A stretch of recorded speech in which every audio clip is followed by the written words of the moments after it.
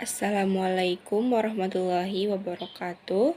Perkenalkan, nama saya Nurul Amalina, NIM 21043050 dari Prodi Akuntansi dengan mata kuliah Hukum Bisnis dan Regulasi dengan dosen pengampu Bapak Dopi Septiari SMSC. Saya akan presentasikan tentang kepailitan dan penundaan kewajiban pembayaran utang. Kepailitan diatur dalam Undang-Undang Nomor 37 Tahun 2004. Kepailitan berasal dari kata pailit. Pailit adalah sesuatu yang berhubungan dengan peristiwa keadaan berhenti membayar utang-utang debitur yang telah jatuh tempo. Si pailit adalah debitur yang mempunyai dua atau lebih kreditor dan tidak mampu membayar satu atau lebih utangnya yang telah jatuh tempo dan dapat ditagih. Pihak yang tergolong dalam debitur adalah 1. Siapa saja baik yang menjalankan perusahaan atau tidak menjalankan perusahaan. 2. Badan hukum. 3. Harta warisan dan setiap wanita yang bersuami atau si istri. Dan pihak yang mengajukan permohonan agar seorang debitur dikatakan pailit adalah 1. Debitur itu sendiri, 2. Para kreditor, dan 3. Kejaksaan untuk kepentingan umum. Maksud untuk kepentingan umum adalah kepentingan bangsa dan negara atau kepentingan masyarakat luas. Kejaksaan dalam ini dapat sebagai pemohon pernyataan kepailitan karena dikhawatirkan terjadi hal-hal berikut. 1. Debitur melarikan diri. 2. Debitur menggelapkan bagian dari harta kekayaan. 3. Debitur mempunyai utang pada badan usaha milik negara atau badan usaha lain yang menghimpun dana dari masyarakat. 4. Debitur mempunyai utang yang berasal dari penghimpunan dana masyarakat luas. 5. Debitur tidak beretikat baik atau tidak kooperatif dalam menyelesaikan masalah utang piutang yang telah jatuh tempo. Dan terakhir, dalam hal lainnya, menurut kejaksaan merupakan kepentingan umum. Permohonan dapat diajukan kepada Panitera Pengadilan Niaga pada Pengadilan Negeri dalam Pasal 6 Undang-Undang Nomor 37 Tahun 2004, yaitu pengadilan dalam daerah hukumnya meliputi daerah tempat kedudukan hukum debitur. 2. Jika debitur meninggalkan wilayah Republik Indonesia. 3. Dalam hal debitur adalah persero suatu firma, pengadilan yang berwenang untuk memeriksa adalah pengadilan niaga. Dalam hal debitur tidak berkedudukan di dalam wilayah Republik Indonesia, tetapi menjalankan profesi atau usahanya di dalam wilayah Republik Indonesia, pengadilan yang berwenang memutuskan perkara kepailitan adalah pengadilan yang daerah hukumnya meliputi tempat kedudukan kantor debitur menjalankan profesi atau usahanya.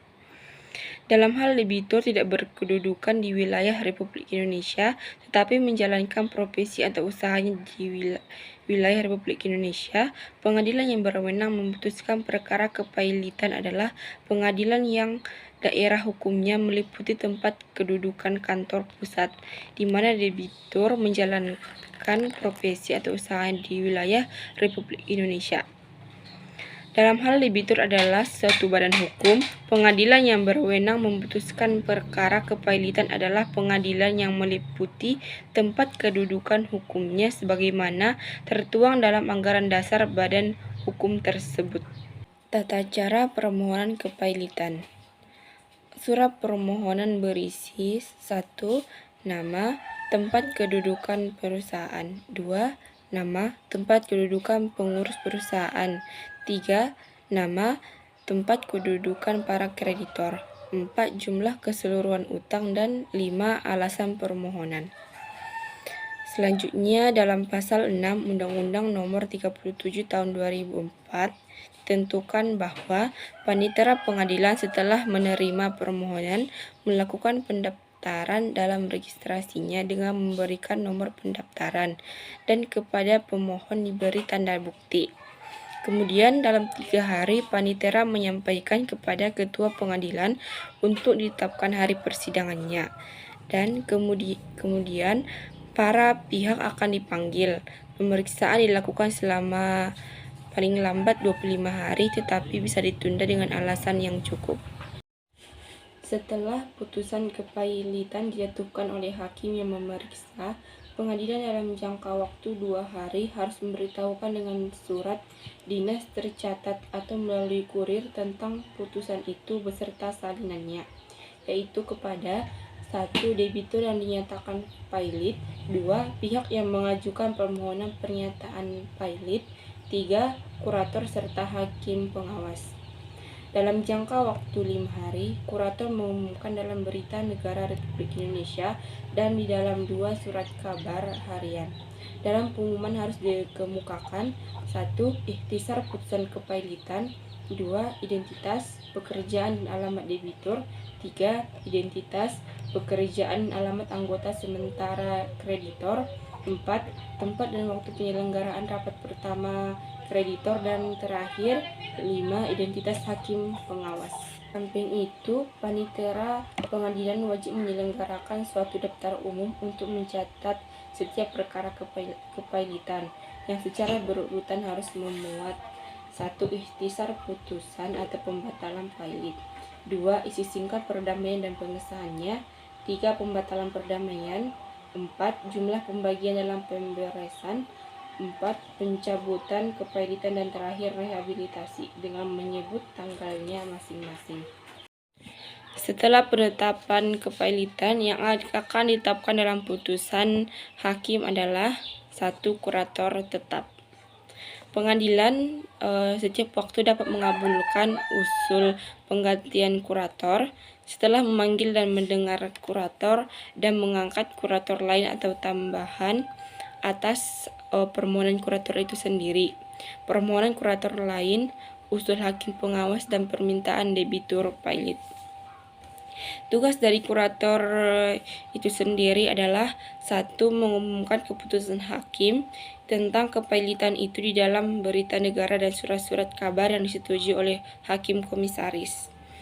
2. Melakukan penyitaan terhadap harta-harta si pailit berupa perhiasan, efek-efek, surat-surat berharga, uang tunai, dan benda-benda lainnya, kecuali barang-barang dalam pasal 22 Undang-Undang Nomor 37 Tahun 2004.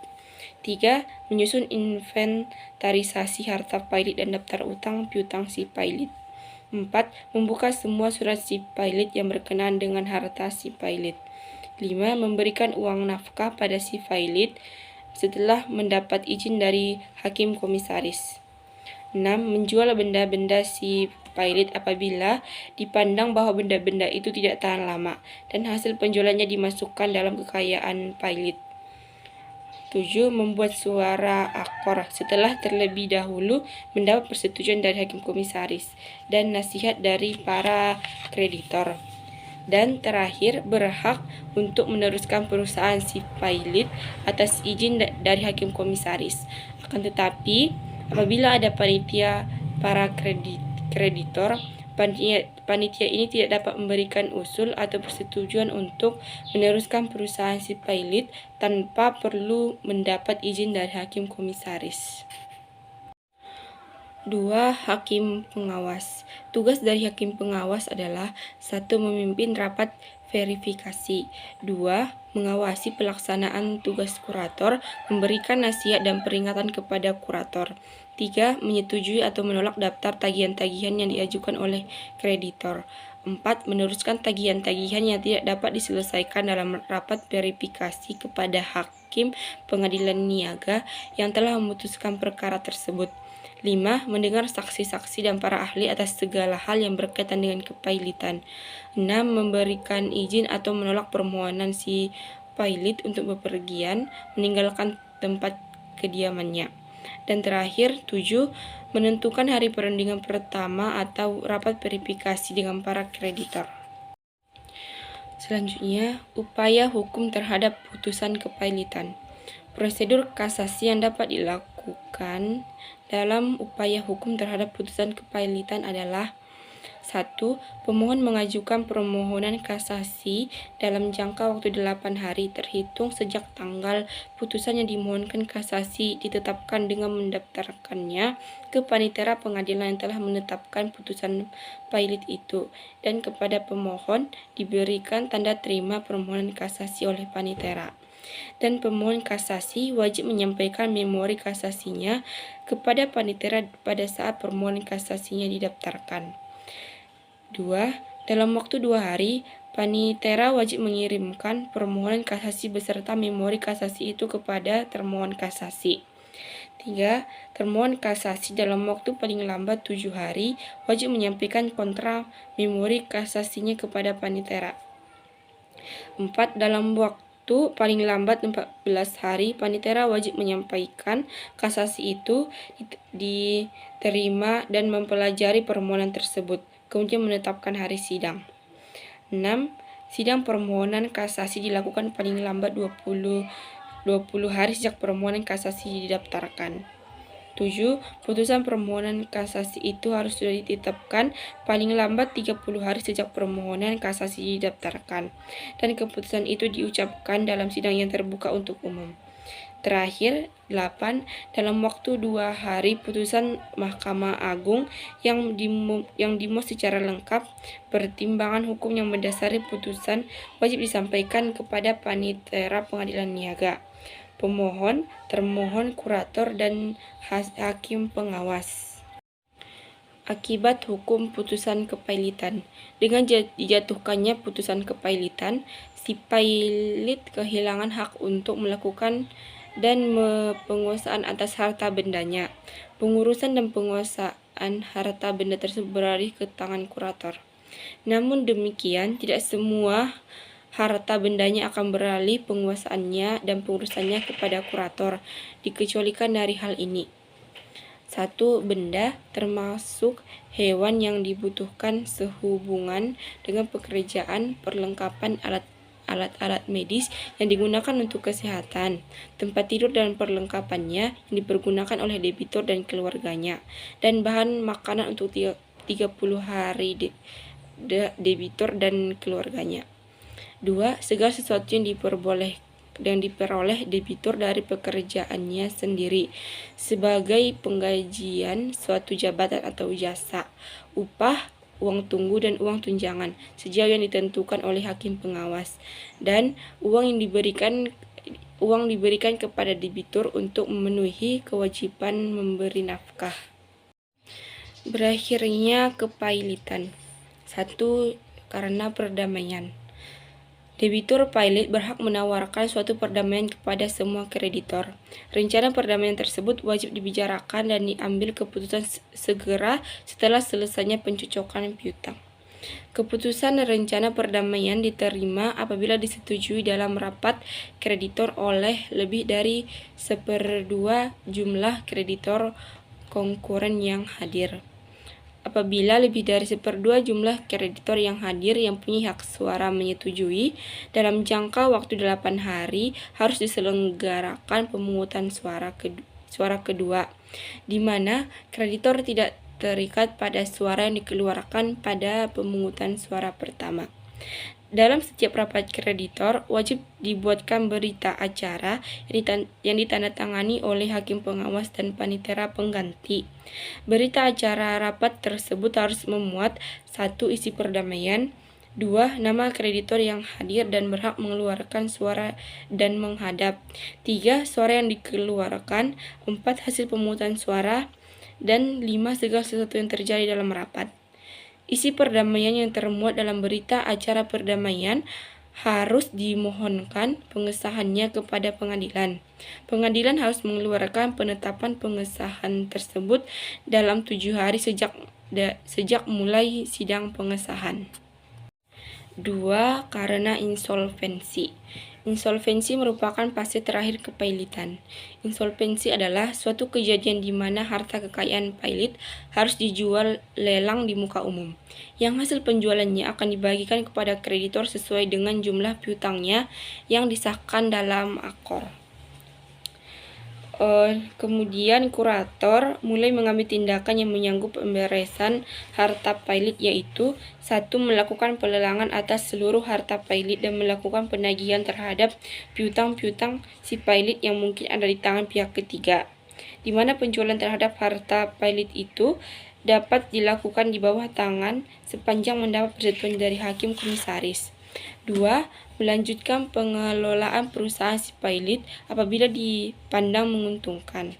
Namun pengelolaan itu harus mendapat persetujuan oleh hakim komisaris. 3.